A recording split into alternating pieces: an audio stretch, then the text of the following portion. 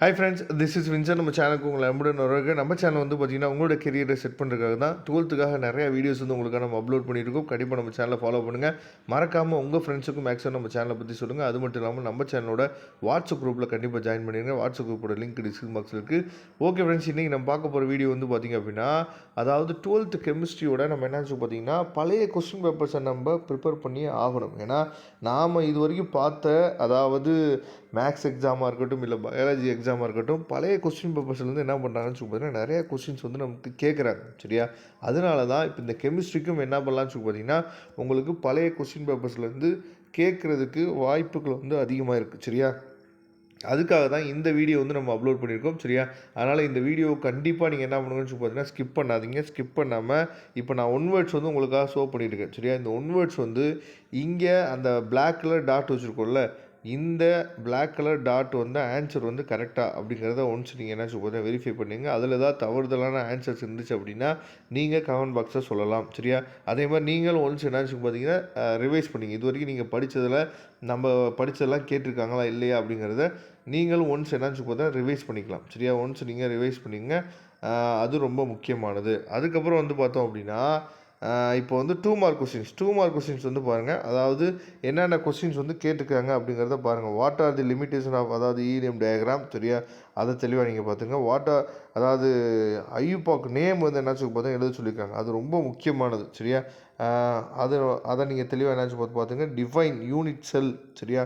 அது ரொம்ப முக்கியமான ஸ்டேட் ஆஸ்வால்ஸ் டெரிவேஷன் லா. சரியா? அதுக்கப்புறம் அதாவது ரொம்ப முக்கியமானது இந்த ஆஸ்வால்ஸ் லா இருக்குது பார்த்திங்களா, இது அடிக்கடி நமக்கு என்னாச்சு பார்த்தீங்கன்னா எக்ஸாமில் நமக்கு வந்து கேட்குறாங்க. அதை தெளிவாக பார்த்துங்க.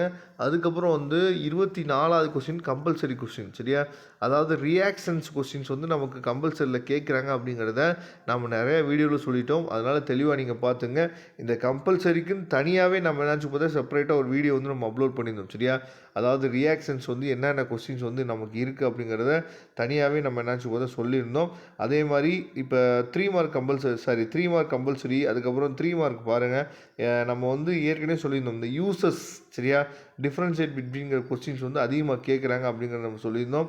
அதே மாதிரி யூசஸ் ஆஃப் பாராக்ஸ் கேட்டிருக்காங்க. அதுக்கப்புறம் வந்து பார்த்தீங்கன்னா டிஃப்ரென்ஷியேட் பிட்வீன் இந்த கொஸ்டின்ஸும் நமக்கு என்னாச்சு பார்த்தா கேட்டிருக்காங்க. சரியா? அதையும் தெளிவாக நீங்கள் பார்த்துங்க. அதுக்கப்புறம் வந்து பார்த்தோம் அப்படின்னா நமக்கு வந்து எப்போயுமே சம்ஸ் வந்து அதிகமாக நமக்கு கேட்குறது இந்த 7th சாப்டர் 8th சாப்டரில் இருக்கக்கூடிய சம்ஸ் தான் நமக்கு என்னாச்சு பார்த்தா கெமிஸ்ட்ரியை பொறுத்த வரைக்கும் நமக்கு கேட்குறாங்க. சரியா? அப்போ நீங்கள் 7th சாப்டர் 8th சாப்டரில் இருக்கக்கூடிய அந்த சம்ஸ் என்னாச்சு பார்த்தா தெளிவாக பார்த்துங்க. அதுக்கப்புறம் இதில் இருக்க 3 மார்க் கொஸ்டின்ஸையும் நம்ம நல்லபடியாக பார்த்துக்கலாம். சரியா? பார்த்துட்டிங்க அப்படின்னா இதுலேருந்து கொஸ்டின்ஸ் வந்து வர்றதுக்கு வாய்ப்பு இருக்குது. அதுக்கப்புறம் இப்போ நீங்கள் பார்க்குறது 5 மார்க் கொஸ்டின். சரியா? 5 மார்க் நம்ம வந்து என்னாச்சு பார்த்தா எழுதணும். 25 மார்க் இருக்குது. இதில் மேக்ஸிமம் நீங்கள் பார்க்கலாம். அதாவது சப்டிவிஷன் 1, சப்டிவிஷன் 2 இந்த மாதிரி பிரித்து தான் நமக்கு வந்து 5 மார்க் வந்து கேட்குறாங்க.